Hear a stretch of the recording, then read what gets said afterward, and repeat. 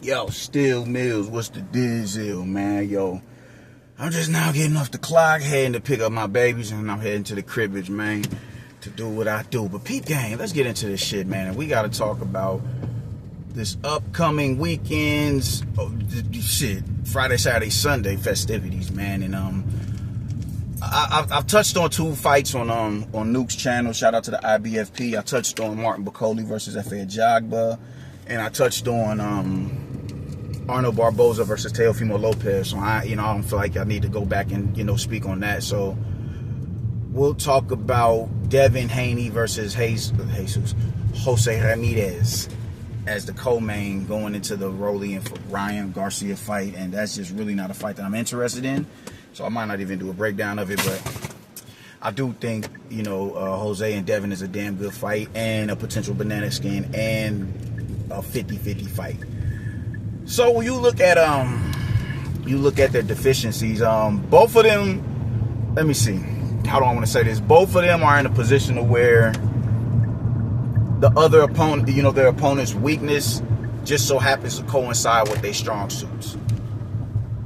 Devin Haney is a dude who's as good as he is defensively, he's still a pretty hittable dude. And just as boxing, everybody gets hit. Floyd got hit, Parnell got hit, yeah. But what I'm talking about significant momentum shifting shots. You dig? I watched Jorge Linares put a mean right hand on that dude's jawbone and visibly wobbled him for the last 8 rounds. You dig? And this was a dude who was, seemed to be past it. And then we of course saw Ryan Garcia just continuously land that left hook. Osterman or not, he should not have been landing that significant, that often and that frequently on you, dog. Not Ryan, because you know what punch is coming.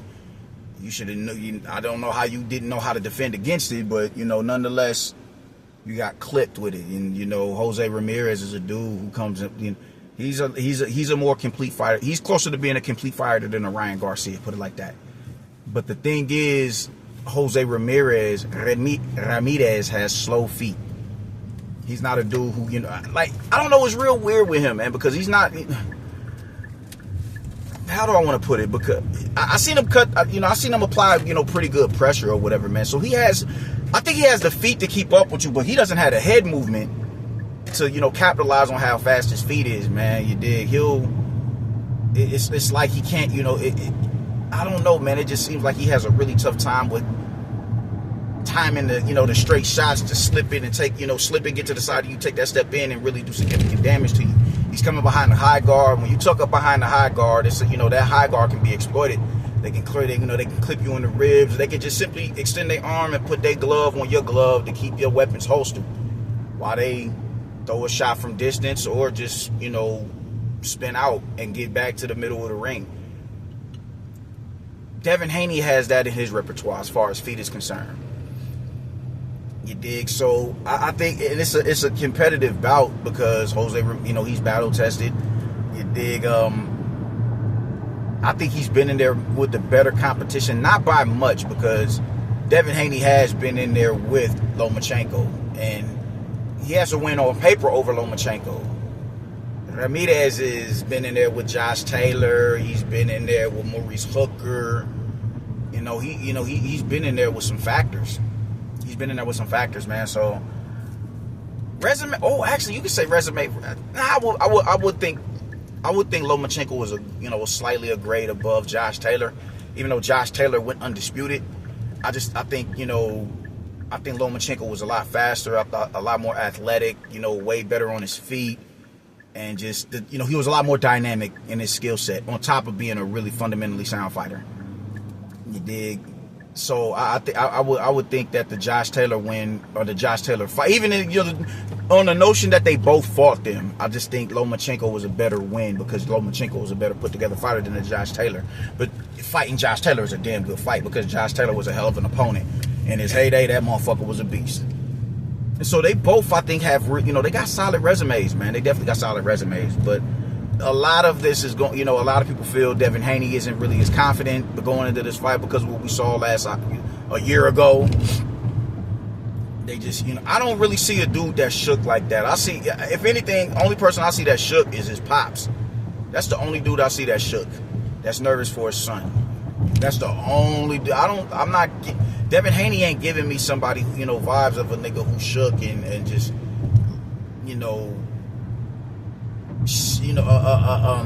what's the word I'm looking for? He don't look shook. Fuck it. He don't look shook.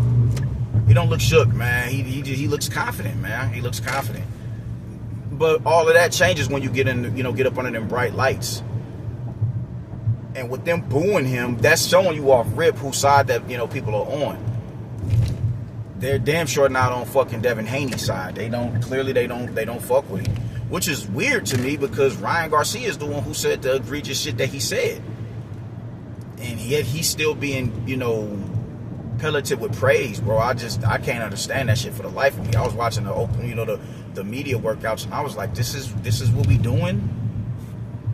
We praise Ryan Garcia and, a dude pop dirty and said all the fucking, the racist shit that he said and all that wild shit, and he's being met with praise and flowers thrown at his feet and all that. That shit is real weird energy to me, man. But nonetheless, this video ain't about that. It's about Devin and Jose. So, but Devin doesn't look like he doesn't look like a dude who's, who's shook to his core. He looks pretty confident going into this fight, and he should be, man. Because if I'm being real, I got Devin Haney winning the fight. And why do I have him winning the fight? Because Arnold Barboza has the same base style as a Devin Haney. But I think Devin Haney is a lot more composed in the pocket. He protects himself better. He's he's more defensively. Yeah, I don't even think it's so much that he protects himself better. I just think he's willing to exchange. He's willing to exchange. And if he can find a way to mix it up and keep Jose Ramirez guessing, then that could work in his favor. Step in when you want to step in, but don't plant your feet too much. Get a 3-punch combination out and get out. And then you spend the next 2 or 3 rounds boxing from the outside before you decide to engage again and plant your feet and go back in the phone booth and bang out. If he does shit like that, then shit, this is I think he's going to do something along those lines. So I'm going with Devin Haney to win the fight. However, because he's so reluctant to stay on his bike, only time he fought like that I can remember is when he fought Regis. He forced Regis to come and find him, man. He never planted his feet in front of Regis, and he pitched a shutout in front of Regis.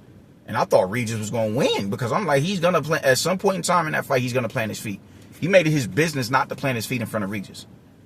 But he reverted right back to that shit when he went and he fought Ryan Garcia.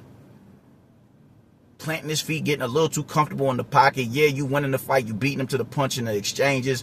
You're landing the more effective shots. You're landing the cleaner shots in the exchanges. He's not really hitting you often, but you're still at a range to where he is eventually going to find you. It's a 12-round fight. You can't hide in that ring, dog. You can't hide in there. And he found out the hard way when he got sat down. So the minute he's going to plant his feet, I know he is. The minute he plants his feet, Jose Ramirez is going to capitalize on him planting his feet. He's going to capitalize on that. Devin is going to get hurt in this fight. And I think that's, him even coming back and taking this fight is something that, should be commended and saluted. I don't see why he's being disrespectful. Now, granted, okay, I can't understand why you mad at Devin Haney because everything about this nigga last year was just like, bro, you was a corny dude. I get it. Like, man, you and your pops, y'all some suckers, man. I just can't fuck with y'all niggas. I understand it. I honestly do. I get it. But you have to commend him for taking on the competition that he's taking on, bro. You have to commend him for fighting Jose Ramirez. You have to. Because this is a dangerous fight for him. This is a dangerous fight for him, man. This is not no walk in the park type of fight for fucking Devin Haney. And Jose Ramirez is a dude to where he could find his distance, man. Just